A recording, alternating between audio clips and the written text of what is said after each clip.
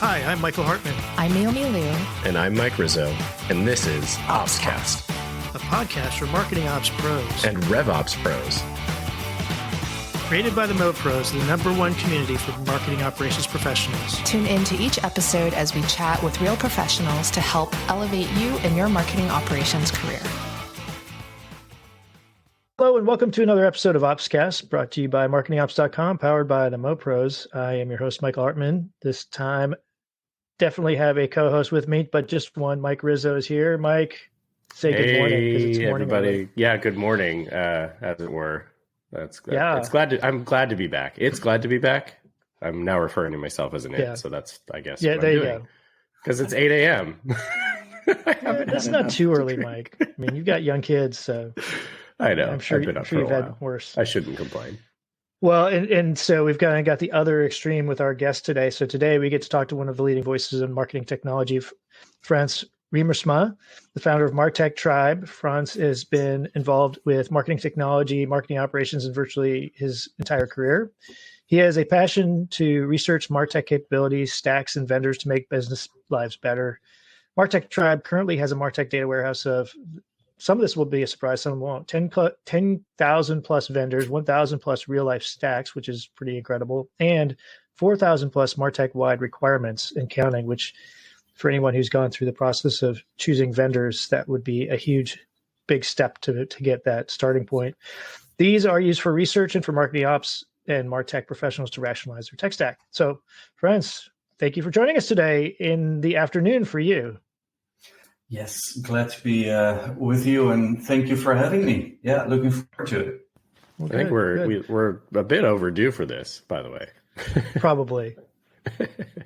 But definitely, for those that want more of Frans after today, we've got sessions that he recorded at Mopsapalooza. He'll likely be back this year. Anyway, so stay tuned. It's a good one. Yeah, awesome. Well, and I think we were just talking right before we started recording, and I think this is actually the second time we've had him on. So, but we've gone long enough now that I cannot remember or recall all of our guests, which is a fantastic problem to have. Yeah, but the advance, I guess the comment of it's overdue is that there's just been so much change in the market that I don't know. I'm lucky enough that I get to talk to Frans roughly once a month, I think, and so we do. I think it's time that our guests get to hear, our listeners get to hear from you again. That's right.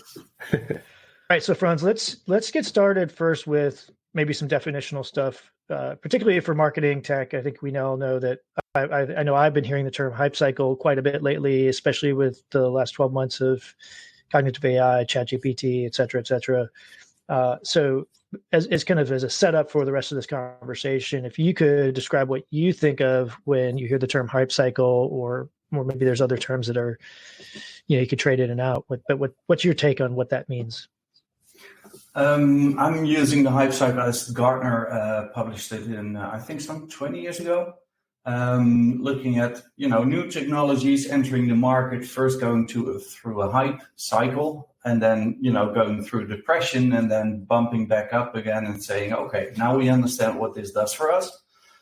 And I like that a lot. Try to, as a consultant, always use it, implement it, until I ran into the Dunning-Kruger curve, which is very, very similar. And that's how we learn new stuff. So it's like a learning curve. And it's, again, first you're ignorant, so you think it's easy, and then it's not easy, and then you think, oh, this is special, and then nothing works, and then you go through depression, and you go, oh, now I get it. So it's the same thing, and that was very, a light bulb moment, because we always look at technology as it will save the world, change the world, and solve everything, right? Suddenly, I walk into the office, everything is done. And it's not like that. There's also and we as marketing ops, pros, we have this, stakeholder management type of thing, change management. So this hype cycle combined both for me, together with the Dunning-Kruger, and then it wasn't finished. There was a third curve that also could be overlaid on the hype cycle, which is the Kubler-Ross grief curve. And I don't understand 100% the word grief in this context. It's more emotions. So how do we process emotions, right? First, you're in denial, and then you get angry, frustrated, and then you get depressed, and then you get, bargaining and acceptance. So I was like, okay, now it starts explaining to me how this works in the market. But the next step was, then I saw that every single company goes through their own hype cycle, Dunning-Kruger curve and Kubler-Ross grief curve. And funny enough, suddenly it clicked when I heard, I think we all heard the quote of, okay, we bought a Ferrari, but actually we needed a Volkswagen, because we just learned how to walk or to ride a bike. Yeah. And suddenly it was like, oh, okay, that's really at the bottom of the hype cycle. That's the moment where you go like, okay, we have to take this from a completely different angle. We learned a lot. And this is the moment also where I saw some clients saying, okay, let's switch off everything and buy a new tool. Meaning we didn't learn anything.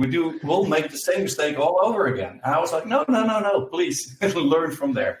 Well, I think you touched on something that I guess it's been in the back of my mind for a while, but it just popped up is, if you ask most marketing ops professionals or even MarTech professionals, what's the core technology you need, they'll probably say marketing automation platform, right? And I think the dirty little secret in the industry is that there's not really all that much automation in marketing automation. It still requires a lot of human effort, to set up the automation, if there is automation. And I think there's a risk factor too that goes unspoken in a lot of places, that sometimes you have automations that are undoing each other or overlapping or conflicting and things like that just, which I think creates some of that lack of trust in the technology in that early stage of the hype cycle. And that's the thing. So you touched upon in the introduction the data warehouse, the MarTech data warehouse that we have. And we're starting to see correlations between the value it drives for the outperformers in an industry and let's say the low performers. And then you see suddenly that marketing automation, like you just said, it's really prevalent and thriving in just because I'm an anal person about this kind of stuff. When you say higher performers, poor performers, are you talking about the perception within like marketing operations or marketing teams? Or are you talking about the actual business performance from a revenue profitability standpoint? Yes, exactly. So per industry, we're looking at 30% outperformers based on their revenue per employee ratio. So they can be small, they can be big, but they're very successful because, per person, they make the most revenue.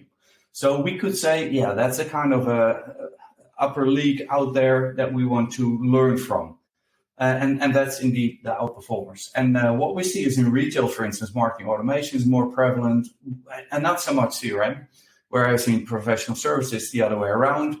And suddenly it starts to click, right? And I think if you go through this hype cycle, and this is very interesting because the hype cycle represents also maturity. Initially you were kind of new to this technology. You go like, I have no clue what this does.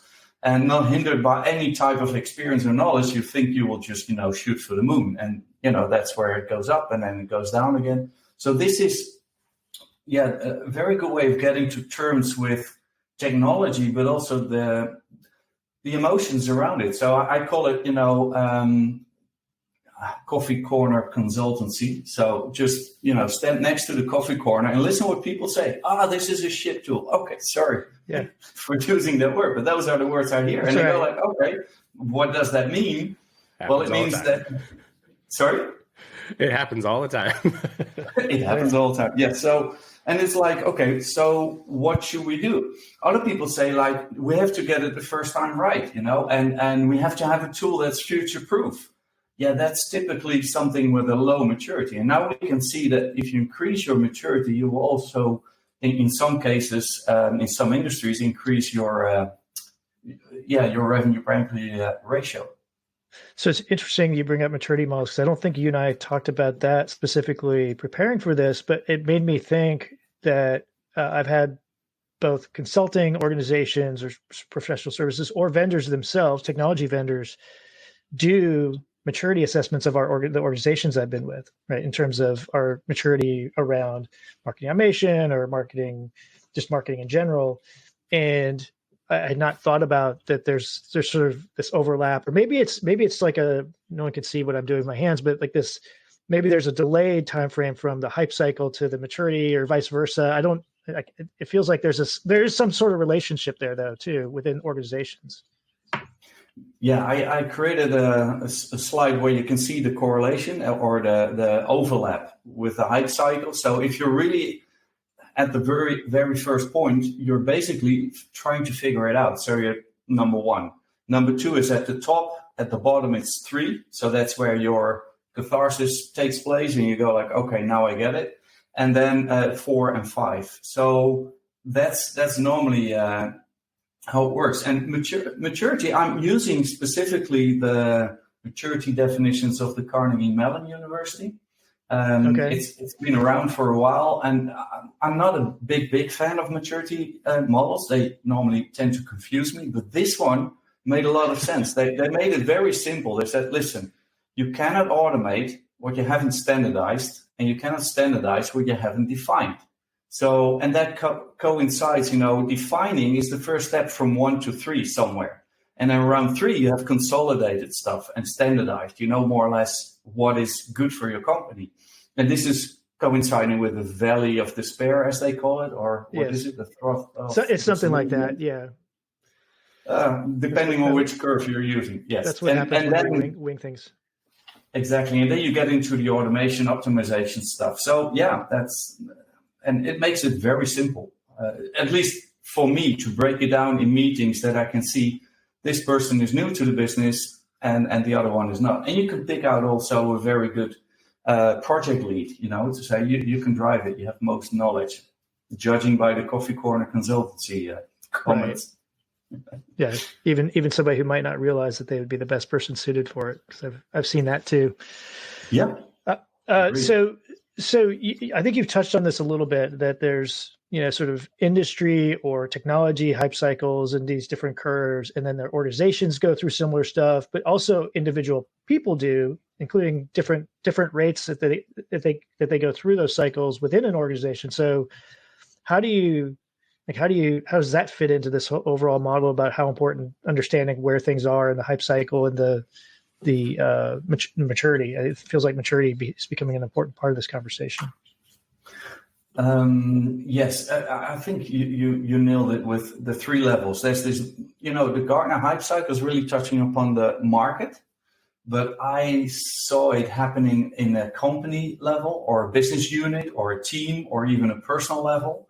And you have to distinguish that, because sometimes, and this is what I see a lot, is that we are trying to change the software. If you're on top of the hype cycle, this is where your intuition has been wrong, and you're starting to realize that. The next step is that your analysis is wrong. So what do? We're going to say, okay, we're unique. We have to customize this tool. We're different. This is the industry, unique, right? We so are unique. Yeah. You're a special snowflake, your mother told you. So there you go. Wait, I am. And that's where you need to go. For our audience, okay. I'm rolling my eyes, just to be clear.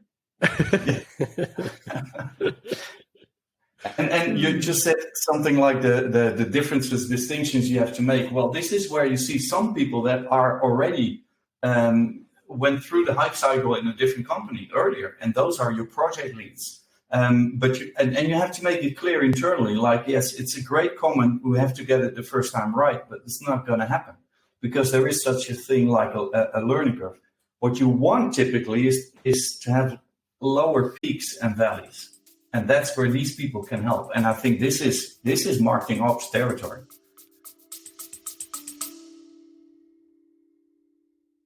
Hey everyone, Mike Rizzo here, CEO of MarketingOps.com and co-host of OpsCast.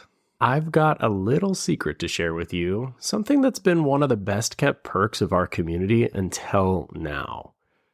At MarketingOps.com, we've built a hiring program that's changing the game for marketing operations recruitment, and we're finally sharing it with the world.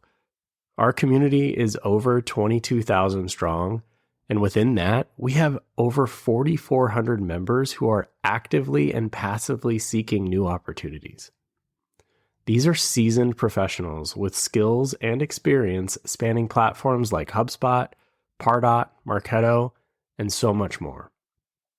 Plus, we can help you fine-tune your outreach, targeting exactly the right candidates by region, years of experience, seniority level, or even agency experience. But here's the real cherry on top. When you hire through our program, your new team member gets a free membership or a virtual ticket to our annual conference. From day one, they're not just stepping into a new role, they're getting access to the training, networking, and support they need to hit the ground running. So if you're ready to unlock this incredible opportunity, it's time to let this secret out.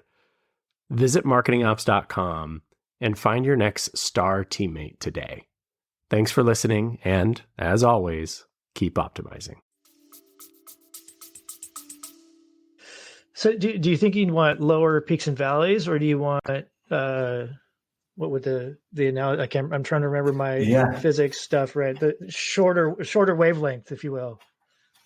That's an interesting one. With a recent report that I co-published with Scott Brinker, he also we discussed that, and he said, so it's not only that you want to lower the peaks and because that's where you have to invest and divest and reinvest. So that's not only money; it's also time, lead time, effective time, resources, people, energy. There's opportunity costs that nobody ever really considers, right? What else could we have done with that time and money and people? But to your point, it's also shrinking. So the timelines or the lead time from beginning to end of a hype cycle is also shortening, I think, over the years. Some of the software has been around for ages, like CRM, I don't know, 20, 30 years. Now with ChatGPT, things are much shorter. We're still in the hype cycle, I must say. So personally, I don't know. I don't think we have figured it out yet, which is not bad. I mean, but It's very early days. And I agree with you, Mike. So since you kicked us off, we're going to have to do the E rating on our episode here. Like, why should our audience give a fuck, right? Like who cares about this hype cycle thing, right? Like, such a good question. The thing is, I can only say what it helped me with in terms of marketing operations. I was pulling the wrong strings. I was thinking it's software, and you go into these feature discussions. We're missing this. We're missing that, and ultimately you go like it's because some person said something, and then you go like, now with the hype cycle, I know where this person is. So now it's maybe a knowledge problem or an experience problem rather than a technology problem. And I've been on the other side. I've been on the MarTech vendor side. I was VP R&D for a company in Germany. They later bought Allocadia, Hive9 and stuff. So, and that was the real problem. I was head of all features. I could just wave my wand and we had new features. And it almost never solved problems. I was like, okay, what's going on here? So I had to dig deeper. And then I went like, okay, but what are we trying to solve? What is the real problem we're trying to solve? And that is the question that you really ask yourself at the slope of enlightenment only at that stage. Why not earlier? And that's how I thought, okay, we can save a lot of money here and time and frustration. So I love this conversation. I love that Marketing Ops has an opportunity to step in a meaningful manner here. Recent experience has, I'm just going to touch on something that I think, is tangential. It's related. It's a little bit feature specific, but it has to do with the educational component that you touched on, right? And it's just like understanding the art of the possible. Marketing operations professionals are tasked with understanding the art of the possible. Right? How can these tools facilitate go-to-market or a particular motion in a way that is either faster or more accurate or what have you, right? The challenge that I've recently come up against is working with the client in the last handful of months is lead scoring, right? And this is just like some basic type of, everybody feels like they do lead scoring, and there are some really simple foundational things that the demand gen team just sort of assumed would happen, right? And the assumption was, if this particular tech stack is Salesforce and a HubSpot environment. And so the integration may be, for those of us that are in marketing ops, we sort of know that the tie between maybe a Marketo and a Salesforce might be a little more unique than the way that a HubSpot and a Salesforce integrate. And the assumption on the demand gen team, actually having no exposure to either of the maps that we just mentioned, just assumed that if we changed the status, the campaign status of a person, that would somehow impact a workflow. Someone would be alerted somewhere, and that their lead score would, go up by 10 points or whatever it was. Automated, right? It's automation. It just happens. And it circles back to the points that we made at the top of this, recording, which is people forget that there's a lot of people behind, making this stuff happen, right? So that's the shortest possible way, and I'm sure we've all experienced a version of that story, right, in our career internally or with clients, to get to this idea of, okay, but how do you whose job is it to teach the rest of the people that don't understand the art of the possible? Is it marketing ops? And they're like, how do we? So is this hype cycle thing who's responsible for understanding this? I guess I answered it. It's marketing ops, but clearly these folks that are meant to, they just expect that these things are happening. How do we get from these peaks and valleys and shorten that curve? What are you seeing that's happening in the market right now? I don't know. Or how do we? Yeah.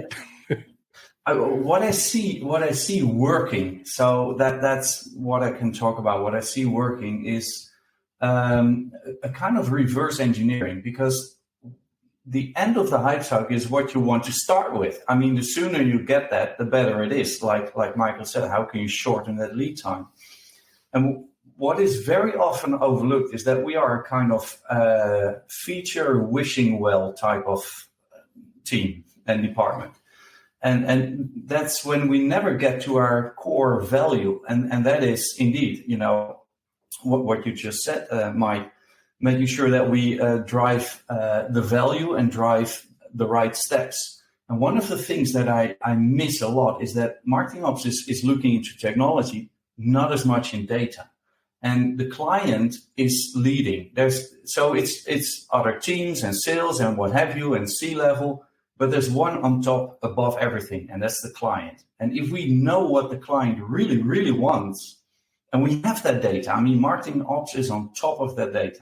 If we then take that reverse engineer, then suddenly, and this is what I always learned at the end of the hype cycle, we've been boiling the ocean with features, software, data, and everything. And at the end of the game, okay, it's only 30% of the data, 30% of the features are really needed. 30% of the content, and that's it. You just have to figure out as soon as you can the 30%, and that's the problem. You don't know that at the beginning. But there is already, we haven't shared that in the introduction, but I teach at business schools and universities, and we do this stuff every single time. They have to work with real life company data and then reverse engineer, and they always start with technology. Give me a big technology, it will solve everything. And I go okay, what are we solving? That's the $1 million question. And it always comes down to kind of an 80-20 rule. 20% of your customer journeys and data and features are driving 80% of the company value, sometimes not even marketing campaigns, really company value. And just do that. If you wake up tomorrow, start, new on your job, do that. Figure out what is the best market. And there's always this counterintuitive feeling but then we leave out 80% of the journeys. Yes, the ones that don't drive value. Focus on these. And if you do that, I've seen a return of $1 invested and 16 back with all these plans across the board, regardless if it's B2C, B2B, regardless of the industry. And I think that is mind blowing. Just, okay, here it is. Follow the money. That's all you have to do. And then you get the ears and the eyes of the board easily. I've seen with these plans, and that's really intriguing. Really, we're chasing our tail. So 30% of those people created a plan at the business school and universities. They came to me and said, "This is what the board wants, but my data shows that they're dead wrong, and it's not going to bring any money." So, but actually, what I found was something else. Every single time they went to the board said, "Can you implement it yesterday?" It was never a fight. It was easy as it can be. So talk money, use your data. Oh, and then look at technology. And that's me speaking as a MarTech now. I love it. There were so many things that came to mind as you were sharing that. And one of my favorite things to say is aim small, miss small. But I think what we could add on to that is aim small, miss small, win big, right? Because there's that opportunity where in these smaller pockets where you focus your energy, you actually could, to your point, the return was what, $1 invested for 16x back. That's huge, right? Huge. And then I think just to tack onto that, sorry, there's a book. I feel like you recommended it to me, Frans, maybe, but it's a Blue Ocean Strategy. You told me about that, Mike. I need to get that. You do need to get this, but it's a way to think about. It talks a little bit more broadly about markets in general, right? So there's you want to swim in a sea of a blue ocean where it's sort of open and there's very little competition. And so it's trying to find your blue ocean strategy, is if I'm summarizing it. I think that's true, though, even inside of an organization, right? To your point, where you can hone in on specific components of your target segments or your audience or the pipeline and how quickly it moves in a particular persona. There's a blue ocean inside of your data somewhere that can unlock a 1 to 16x, right? And so those were the things that were going through my head where I was like, gosh, people should read these books and tune into these things because it really can tee up your mind to try to look for those opportunities, I think. Sorry, there's no question. The beauty is, the beauty is suddenly there's a lot of noise, falling away.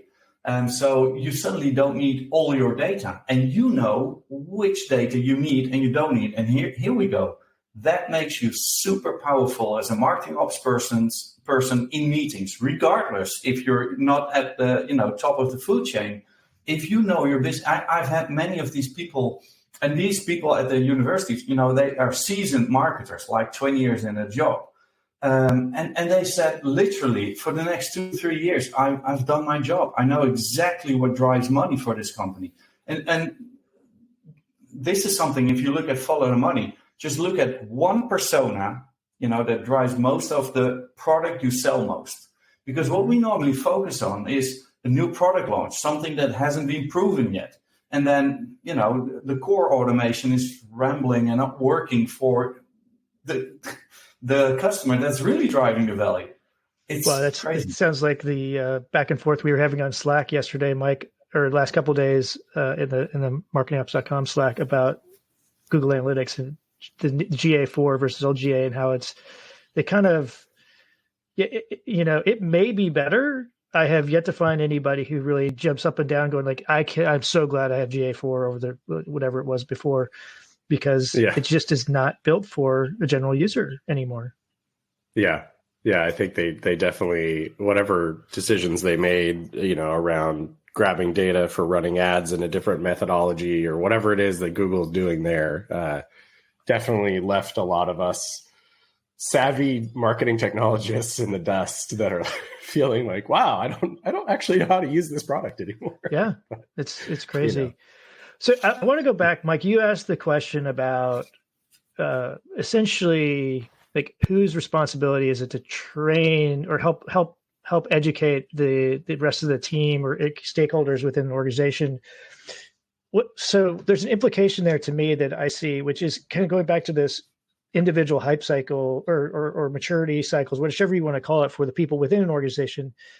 And it feels like if you're a marketing ops person, you need to know two things that are going to be really important. Well, three things really. Where are we in terms of our technology maturity? that's like, where are we really? Two, where am I in terms of like understanding whatever hype cycle that happens to be coming through right now? And then where are each of those individual people so that you can tailor what you're doing with them? I mean, Frans, does that ring true with you? Am I off? I mean, the bullseye, I would say. That's exactly it. And we're done. We're doing a lot of change management as marketing ops, right? More than we maybe like to or realize, whatever, just fill in the blank space. But and this is a way of untangling what is what. Is it technology? Because I don't know what it is, but we really are confused about technology, if I may say so. We believe, take a hammer. It's a tool. Software is a tool. A hammer never built or designed a house. It's always a human being, using it. Now, suddenly with the tool, we go like, oh, build me a house, build me a customer journey. Seriously, it's not how it works. So what is it you want? And you can only answer that question by, again, follow the money, look at the customer. You will win any conversation internally, really, even from the CEO. If you know the customer. I love the expression of Scott Vaughan, former CMO of Integrate. Yes.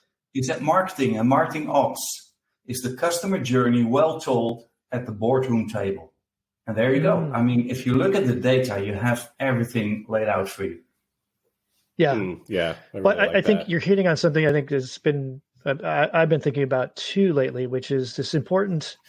So I think it would be, I think it's fair to say that there are a lot of marketing ops, marketing technology professionals who look down upon the rest of their team a bit because they just don't understand it. They don't understand the role and they complain about it, which is to some degree natural, right? I think there's a natural thing to do that.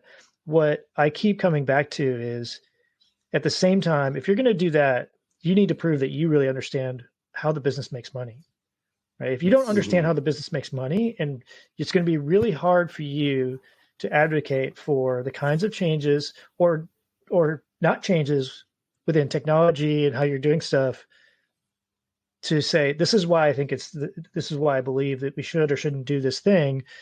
And that goes, so I think my thing from this is really, if you're a marketing ops person, you're frustrated with the rest of your team, like, you need to look at yourself a little bit too and see, like, is there a gap in your knowledge to know, like, I need to better understand the way the business works.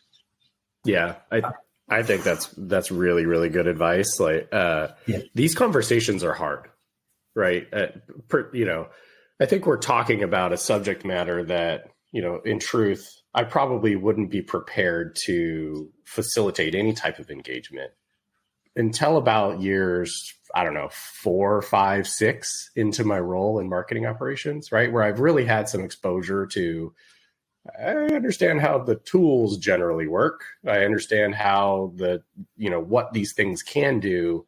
But now I need to figure out how to have a conversation with stakeholders inside of a business that doesn't sound like I'm trying to put my fingerprints all over their process, right? I'm not trying to be I know how to do this person. I'm trying to be a facilitator to improve upon something. So you tell me, what is it that you would like to be better? What is painful about your day in, day out experience of working here? Or what do you think the best go-to-market strategy is, or the best persona is? And start to just ask those questions, right? So that you can learn from them. It's less about you trying to be the person that has the answer. It's you trying to uncover the challenge to maybe find a better way, right? And I think that's the struggle that I always had coming up through marketing operations is, even as a consultant now, I just met with somebody this week who said, I really just want somebody from the outside looking in to objectively tell me that we're doing it right or wrong, or that there's a missed opportunity here. And that's great. With time, you might be able to do that in your career. But I think important for those of us who are sort of on the journey through this vocation, you don't have to have all the answers. What you do have to have is the curiosity. And we always talk about that, right? But you do have to facilitate that discussion. And I think that's the hardest part about all of this is, how do I get that conversation going? right? Well, Go sit down and sit down next to your best salesperson if you can. Yeah. Like seriously, like they are the best salespeople I know are masters at asking really, really good questions. Yeah, I agree. And what the scary part is, because in all those questions, there needs to be one I would recommend. How do we make money? And it's scary how many people have no clue. And from there on, everything goes pear-shaped. Everything is like gut feeling. And I've seen something and it worked there. And I mean, that is really the best way to waste resources. So I would really ask, okay, how do we make money? And the scary part again is 9 out of 10 people don't know, which is horrible because I think we should know more or less. I recently did a benchmark for a bank, and they said we have 3 stacks, Frans, and you need to see how we can optimize them: B2B, B2C, B2B2C. I looked at the annual report that is just publicly available, and I said 95% is made B2C. So why are we looking at the other 2? Bam, all the noise gone. And that's the thing. And they didn't know. They didn't check their own annual report. That's crazy. We well, get caught up in our me desire, right? To launch a new feature or to enter a new market or whatever. But like to your point, figure out what makes money. And just keep, it's there. That is a major filter that if you don't have in your for your day-to-day work is like it would probably solve, I don't know what call it 75% of the challenges you have. It's just understanding that, because part of that is helping you understand what not to do. Right. Yeah. Well, I want to call something out too, just in case there happens to be listeners of this episode that are leadership or outside of marketing operations in general. In my opinion, the other side of the coin here is the other, or maybe not even the other side of the coin. The other reason this is a hard discussion to have is that you've probably overburdened your marketing ops and MarTech team with way too much nonsense, right? And so we've been touching on that already, right? We're saying, hey, get rid of the noise, understand what makes money, focus on the things that matter, et cetera. But as a leadership team, whether you're in marketing or sales or just a CEO, CXO of any kind, you need to create the space to be able to have these discussions, right? Because somebody who's got a backlog that's a mile long or longer doesn't feel like they have the capacity to go ask that really scary question, which is, how do we make money? To the question that you shared with us just a moment ago, Frans. Or what is it that's painful for you? How can I improve your process? Because what's going to happen inevitably is someone's going to go, oh, like this is complete. All these things are broken, right? And you're going to be like, oh, great, my backlog just got even longer. So I don't want to ask that question. Right. Yeah. But we need to create that space. So for anybody that isn't the practitioner here that is really trying to lead these teams and build these programs, you need to be able to create the space for these and make it safe enough to know that you don't have to add all this to the backlog. Right. This is, not everything is going to end up being a priority for you. So I just wanted to call that out because this is hard. I've told my marketing leadership teams before, especially those on like content and demand gen sides, like, they sometimes get caught up on things they say only marketers give a shit about.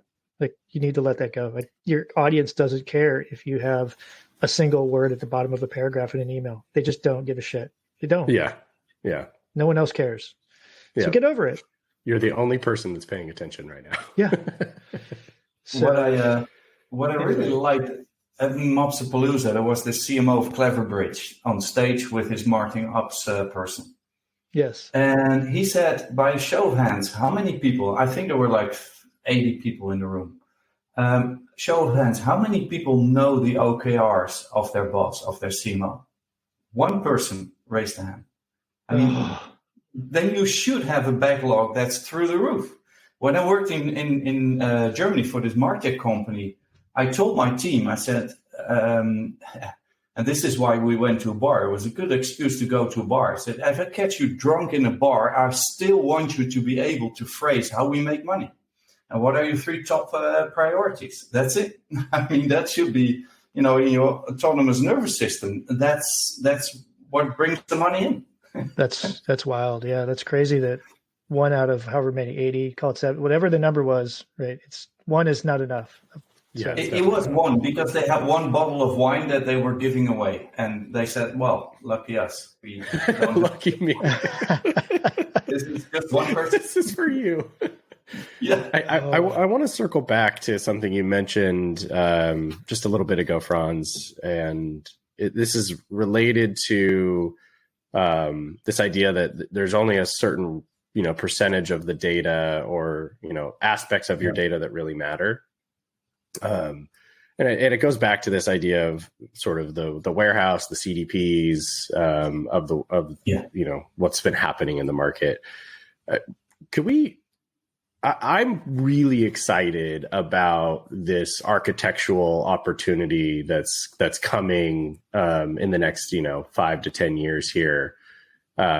What's your take on this warehouse native motion that's sort of happening right now, and starting with the data first versus the platforms that we're used to today, right? The CRM and the map and the this and the that. Are you seeing a shift in the market that's, the marketing ops team has this opportunity to focus in on, let's centralize the data and then build from there? Is that a marketing ops job, or is that really in this IT sector still? Yeah, you guessed my thoughts, my mind. The thing is, it should be marketing ops, because you need business savvy people with tech savvy skills to combine that and to follow the money. It's almost lethal in the hands of IT, because what we do is we collect as much data as we can, and we don't have to, because 30% is telling something. Maybe you need like 80% to figure out the 30%, but then you can leave the rest out. And it's a data hunger or craving what we have. And we need somebody who says, yeah, but this is not relevant. This is something we don't need. It will not ever end up or in an email or in an analysis. So why are we collecting it? And Amen. I know from my own data warehouse, data is very time consuming. So focus on the right stuff. Yeah, and that's what marketing ops knows. Sorry. No, I appreciate you sharing that. That's my sentiment as well. Is there's a tremendous, exciting opportunity coming and here today for some organizations that, the business savvy, the understanding, even if you don't understand how the business makes money, just understanding how the business works creates an opportunity for you to create a new sort of motion in the market. And Justin Norris, I think, recently published an episode on his podcast, a similar topic, right? It's, I think he even went on record on social saying something around the lines of, I don't know if I would necessarily invest right away in a marketing automation platform first, right? I would maybe think about the data warehouse. I've thought about that too, where, if I was able to go into a place that was brand new, didn't already have stuff, would I go invest in one of the major platforms? I'm not sure I would. Yeah, I feel similar, and I'm a huge champion for a lot of these products that have done really well for the companies I've worked at, right? But I'm also looking at this new landscape where, goodness, if I can centralize all the data in a, you name it, some sort of tool, and then operate off of that, it's a different conversation. So I think it's a better conversation. But I think what's scary right now for me, and probably for other CEOs and executives out there, is that it doesn't feel like anybody, it's sort of like we're going backwards in time where no one knew how any of this shit worked. Right? Yeah. We were just trying to figure out how MarTech worked in general and marketing automation. We're entering that phase again, but it's at this really interesting inflection point where I, as a marketing operations professional, if you're thinking about this data warehouse native stuff, right, who's ever done it, right? It's kind of like being an entrepreneur. If you're going to go build a company and you've never built a company before, it's super scary. And now if you're going to your senior leadership and your executive and your board and you're saying, hey, by the way, we're going to not do it the way that everybody else does it. We're going to actually do it this way instead. They're all going to look at you like you're knucking futs. Yeah. No, I think so. That actually brings up an interesting point. I think like this is hinting at also, I think part of the challenge goes back to those vendors, right? Yeah. So is there anything that you would, Franz, advise to these tech vendors to help their customers, right? Their core audience, which is oftentimes marketing ops, marketing tech, marketing leadership. You know, what could they do to help those people go through this process and, you know, maybe shorten the time frame or reduce the amplitude of those waves, right? What's your advice for them? For the tech vendors, I would really make sure that, and this is maybe counterintuitive, but make sure that you have in the shortest time possible a minimum amount of features implemented. Because what we with marketers, we're often abusing software vendors. We ask them to educate us how to best use this, how do other people, but that's not really, you know, that's like asking a pharmaceutical company, what pill should I use? Yeah, of course, they will advise all. And that's not fair. And if we do our homework, they will do a better job. They want many software vendors, and that's beautiful. If you talk to the CEOs and you ask them, you know, why did you start this company? You get the best stories that are out there. They really are so passionate. They know why they did. They're solving that problem for you. Now, that is, if they could make sure that story ends up in some kind of onboarding, you know, or a template, that would be great. So that you just switch it on. I'm in this industry. I'm trying to achieve that. And the counterintuitive thing for tech vendors is often this magic thing called utilization and underutilization, that like we're not using everything. I don't know. If you play Fur-Elise on a piano, it's like 4 or 5 keys. Are you underutilizing your piano? I think you wouldn't throw it away because it's a very nice song, and that's the song your clients want to hear. So, yeah, I would say have the guts to say, okay, do less, shorter time frame, and they're your clients forever.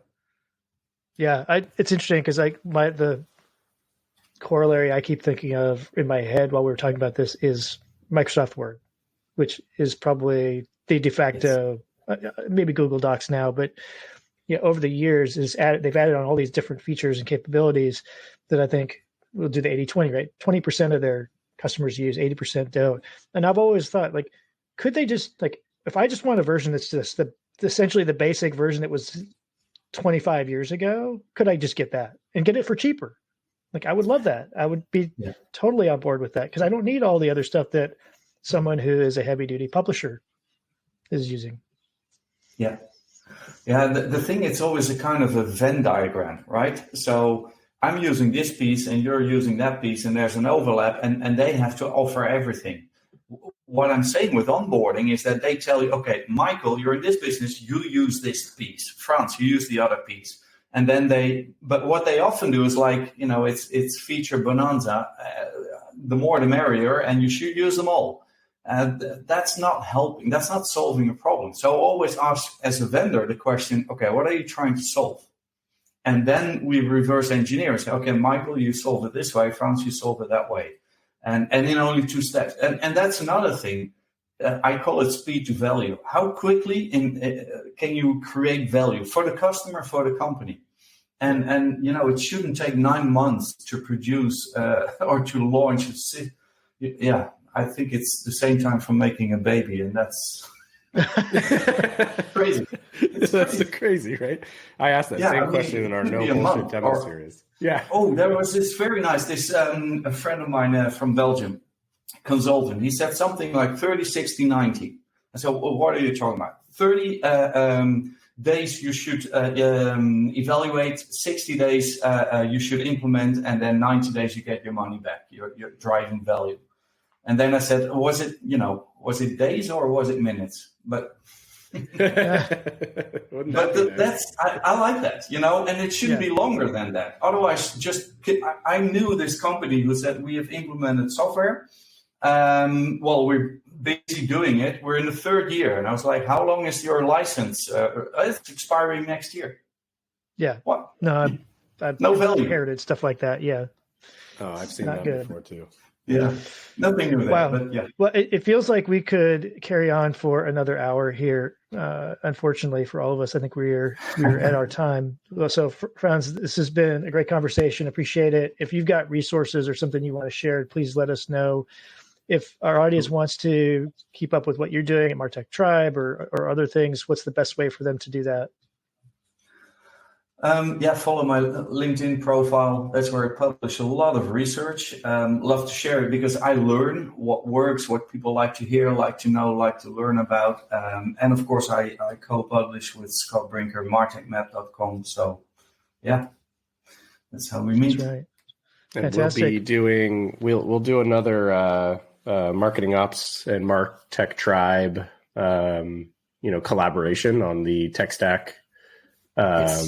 Analysis piece, right? The benchmarking report that you do with us. So, for Fantastic. our listeners, watch out for that. We'll do another one before we head into Mopsapalooza, and hopefully Frans will be there to uncover that in real time with some of you. So, Yes. Yeah. Fantastic. Good stuff. Frans, again, thank you. Thanks for staying up late. Mike, thanks for jumping on early. And yes, sir. Thank you both.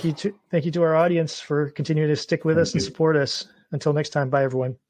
Bye. Thank you so much.